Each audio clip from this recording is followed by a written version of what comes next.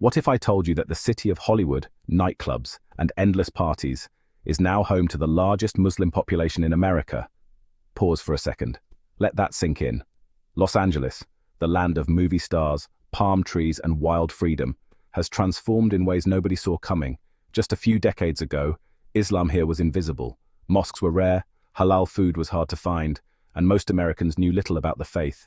But today, walk through LA, and you'll hear the adhan, call to prayer, echoing in neighborhoods, see women in hijabs walking down Sunset Boulevard, and find halal food trucks next to vegan cafes.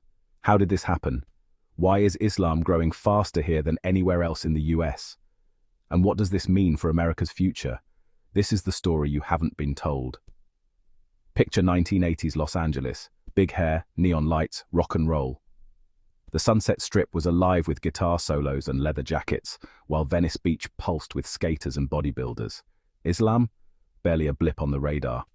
The few Muslims here were invisible, mostly working-class immigrants from Palestine, Pakistan, and Lebanon, toiling in gas stations, driving cabs, or sewing garments in downtown sweatshops.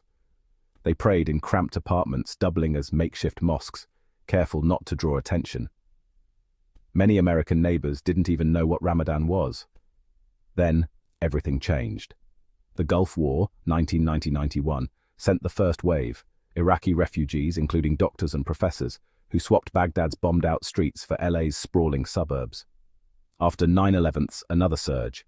Afghan translators who'd aided the US military, now hunted by the Taliban, were resettled in neighborhoods like Anaheim and Pomona. By the 2010s, Syria's civil war and the Arab Spring brought educated professionals, engineers, artists, entrepreneurs, who saw LA not just as a sanctuary, but a land of reinvention. Why LA? Jobs.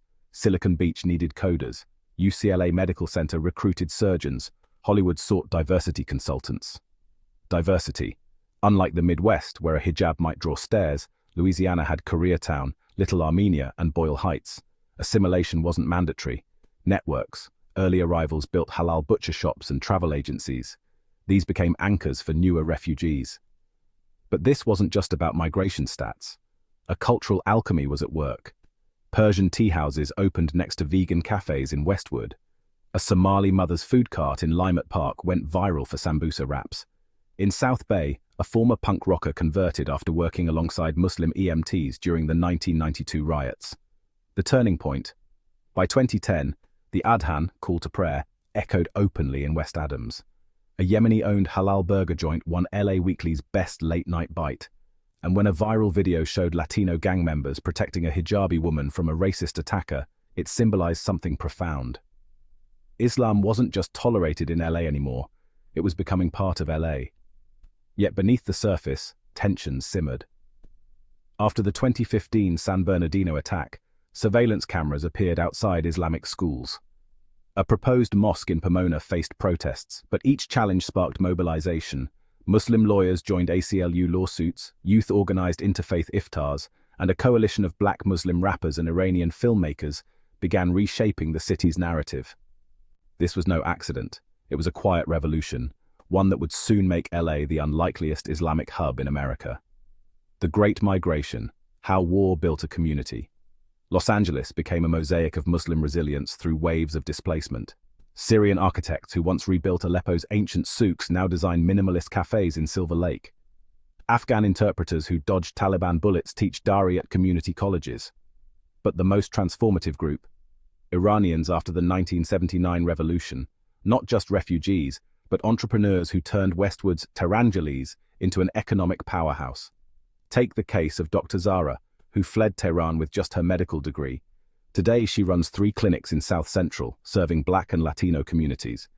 Meanwhile, in Anaheim's Little Gaza, Palestinian grandmothers preserve recipes from Jaffa, while their grandchildren launch halal food tech startups. This isn't just migration, it's the reassembly of entire civilizations in LA's urban sprawl. Converts, why Hollywood stars and gang members are choosing Islam. The conversion wave reveals Islam's unique appeal across LA's extremes. In Malibu mansions, celebrities like former Disney star Bella Thorne explore Sufi poetry circles. In Compton prisons, the Nation of Islam's discipline turns Crip members into community organizers. But the real surprise? White suburban mums. At the Islamic Center of Southern California, blonde converts in hijabs now outnumber born Muslims at Friday prayers. Social media fuels this. TikTok imams like Omar Suleiman get more views than LA influencers, while apps like Quranify gamify scripture study. The ultimate symbol, LA's annual Revert BBQ in Griffith Park, where Mexican-American converts grill halal tacos next to Somali refugees, a culinary metaphor for Islam's LA melting pot. Mosques in strip malls, the underground Islamic revolution. LA's Islamic architecture tells a story of adaptation. In Inglewood, a former Korean church now houses the Nur Islamic Center, its stained glass windows framing Arabic calligraphy. Downtown, the Islamic Society of Orange County bought a bankrupt Kmart, turning the electronics aisle into a prayer hall. But the King Fahd Mosque reveals complexities.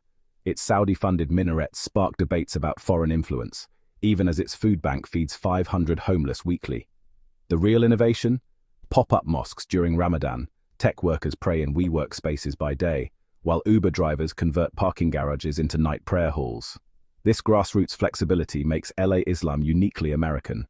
Halal food, billion-dollar business. Halal has gone from niche to norm through culinary alchemy. The Halal Guy's white sauce now flavors everything from sushi burritos to vegan burgers. In Sawtell, a halal ramen shop uses prayer-certified broth, while a Silver Lake speakeasy serves zero-proof mocktails for Muslim mixologists. The game changer, meal prep startups like Halal Fit delivering bodybuilder meals to LA's gym culture. Even chains capitulate. Cantor's Deli now offers halal pastrami, and 7-Eleven stocks Ramadan date boxes. This economic clout funds political influence. The same halal food truck owners now lobby for school lunch reforms. Political power, Muslims running LA. The 2022 election of the first Muslim LAUSD board member marked a tipping point. Now, political operatives recruit imams for neighborhood councils, while Muslim PACs train hijab imams to run for PTA positions. The strategy? Leverage geographic concentration. In neighborhoods like Anaheim's Little Arabia, mosque voter drives achieve 90% turnout. But power breeds backlash. When a proposed Islamic cemetery sparked protests, Muslim lawyers invoked Native American burial rights precedents. Meanwhile, young activists like Zara Bilou of CARE masterfully link Muslim issues to broader struggles, partnering with Black Lives Matter on police reform, or with Latino groups on tenant rights. Their mantra, "We're not a special interest group, we're the new American mainstream." This isn't just about religion, it's about the soul of a city rewriting its identity in real time. Walk down Hollywood Boulevard today and you'll see billboards for the new Marvel series, Miss Marvel, featuring a hijabi superhero, while around the corner, a former Hooters has been reborn as a modest swimwear boutique for Muslim influencers. LA's Modest Fashion Week now rivals Dubai's, with Somali designers blending traditional kaimas with streetwear, and Indonesian brands partnering with Black Muslim stylists to redefine California cool. But beneath the glittering surface, tectonic cultural shifts are sparking fierce battles. When a progressive Islamic school in Pasadena introduced LGBTQ+ inclusive curriculum, protesters waved signs reading "Don't Arabize our kids" alongside conservative Muslims, decrying Western corruption. The schism reflects a deeper identity crisis. Is Muslim LA assimilating, or is LA becoming Muslim? The answer increasingly is both, and neither. At USC's Annenberg School, Muslim journalism students are launching media platforms that cover everything from halal food reviews to police brutality protests, while Latina converts host viral Islam 101 inches TikToks in Spanglish. Meanwhile, the city's Black Muslim elders, whose families have been here since the 1960s, watch bemused as newly arrived Syrian refugees debate whether to vote Democrat. "We used to fight for prayer spaces," remarks Imam Khalid of South Central's Masjid Bilal. "Now we're fighting for representation in video games and vegan halal certification." The culture war cuts both ways. When a popular halal burger joint was vandalized with Islamophobic graffiti last year, the staff arrived at dawn to find a chain of Jewish, Buddhist, and atheist volunteers forming a human shield around the building. This is the new frontline, not mosques versus megachurches, but a messy, vibrant negotiation of what it means to be Muslim and American in a city that's inventing both identities anew.